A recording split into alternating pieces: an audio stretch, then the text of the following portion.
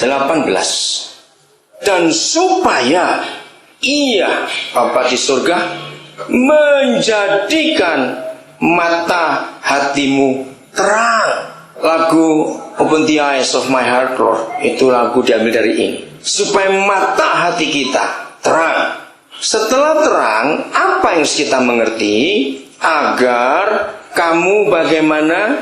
Ayo baca, agar kamu bagaimana? Mengerti. Mengerti apa? Pengharapan. Pengharapan apa? Yang terkandung di dalam apanya? Panggilannya. Stop sampai sini dulu. Saudara dan saya percaya nggak kalau kita ini dipanggil? Karena bukan kita yang memilih Tuhan toh, kita dipanggil. Nah, di dalam panggilan ini terdapat apa? Ini yang hebat. Betapa kayanya kemuliaan bagian yang ditentukannya bagi siapa? Orang-orang kudus itu siapa? Gereja. Jadi gereja itu punya pengharapan kemuliaan yang begitu kaya. Nah, saya harap dalam nama Yesus, begitu dengar kata kaya jangan bilang duit, awas dalam nama Yesus. Kata kaya jangan diartikan materi sama sekali. Teliti baik-baik maupun dari bahasa aslinya maupun dari konteks pembicaraannya. Tuhan Yesus tidak bicara soal kekayaan materi, kata kelimpahan itu. Sama sekali tidak. Teologi kemakmuran yang merusak Alkitab ini. Karena apa-apa diartikan uang dan materi. Bertobat. Saya katakan keluarlah saudara dari gereja yang dari minggu ke minggu khotbahnya uang terus. Keluar. Karena saudara sedang dirampok oleh pendeta itu. Maaf, jangan tersinggung saya berkata. Serius saya berkata. Senin sampai Sabtu kita sudah capek urusan duit. Minggu mau istirahat ketemu duit lagi. Betul nggak saya bicara ini? Keluar dari gereja itu. Sudah waktunya praktek sihir dalam gereja dihancurkan. Banyak pendeta menggunakan sihir bagi jemaat untuk minta uangnya. Apalagi yang suka ngancam pakai perpuluhan. Malaikat 3 itu sangat ngawur. Kita harus sadar ini. Ketika gereja bicara uang terus, lupa akan tugas gereja yang sesungguhnya. Kalau gereja uangnya banyak, tapi dibagikan untuk memberkati banyak orang, bukan untuk merenovasi gedungnya tiap bulan diganti terus. Betul tidak, saudara? Untuk apa? Itu sebuah kejahatan. Saya lanjutkan. Jadi di dalam panggilannya atas kita, itu ada kemuliaan yang kaya kemuliaan yang ditentukannya bagi gereja. Ayat 19.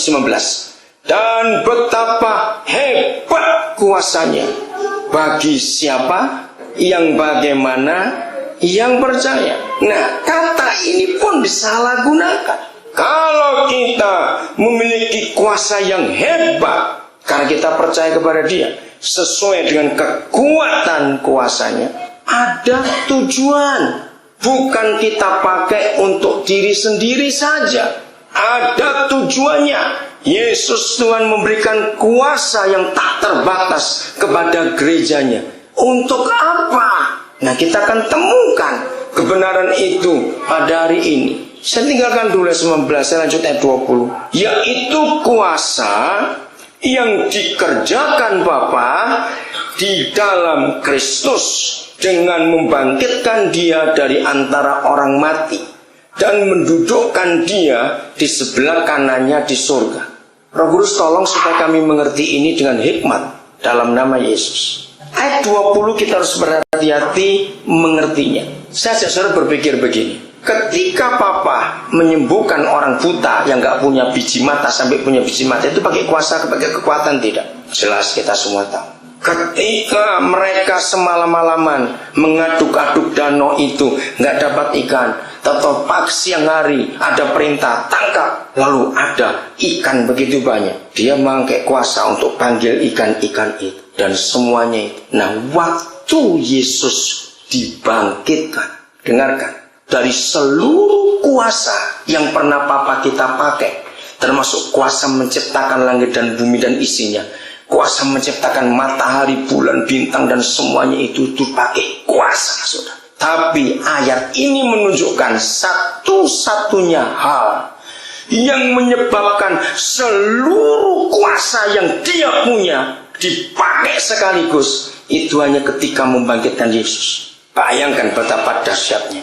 Maka itu ketika setan menipu gereja untuk memuliakan Natal lebih daripada Paskah, itu penipuan besar-besaran. Saya ulangi lagi, ketika setan beribu-ribu tahun menipu gereja, memuliakan, membesar-besarkan Natal daripada kebangkitan, akhirnya kuasa itu hilang.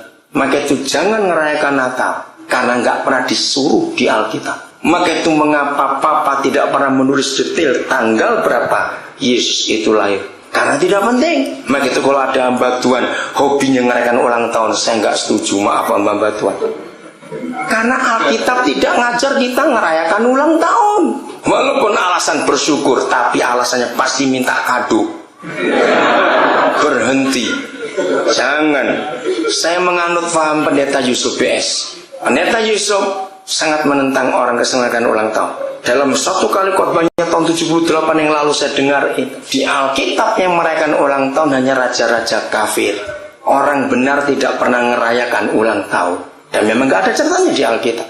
Maka itu gereja harus mengakui, gereja itu lebih banyak melakukan yang gak ditulis oleh Alkitab. Sangat banyak yang kita lakukan itu gak ada di Alkitab. Justru Paskah itu kita muliakan. Karena itu peristiwa terbesar dalam sejarah manusia. Nah, ketika Yesus disimpan dalam kubur, itu menggunakan kekuatan berlapis-lapis. Kalau kita lihat pintu kubur, ada meterai kerajaan Roma. Betul? Itu sebuah kekuatan. Lalu batu penutup kubur segede itu kekuatan lagi. Lalu di dalamnya seluruh neraka menahan mayat Yesus. Maka itu ayat 20 ini saudara, yang dikerjakan Bapa kepada gerejanya itu setara dengan kekuatan yang dia pakai untuk membangkitkan Yesus Tuhan kita. Saya tanya begini, pertanyaan, kira-kira berapa persen dari kuasa itu yang kita pakai sampai hari ini? Jawab. Ngerti pertanyaan ini?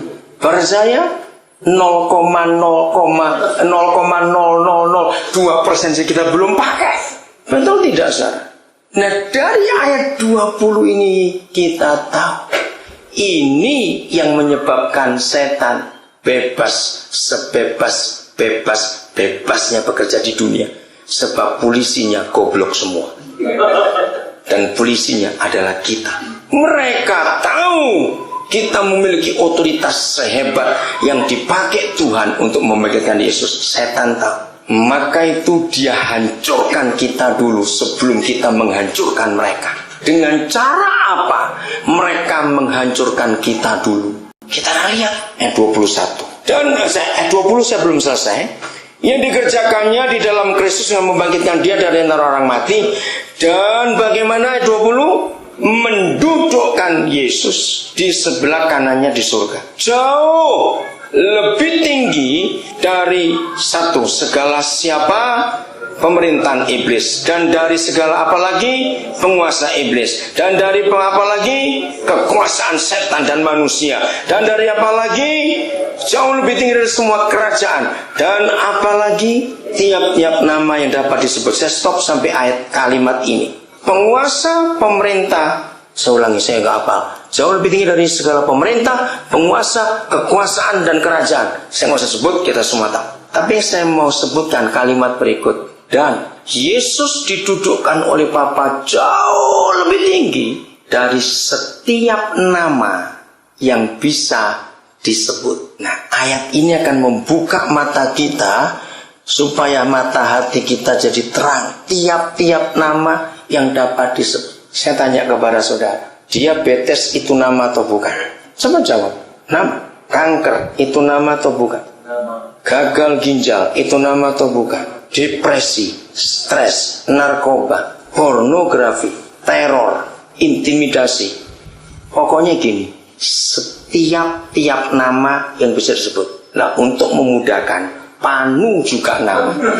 Ngerti maksud ini? Panu ngerti? Ngerti nggak maksud saya berkata ini?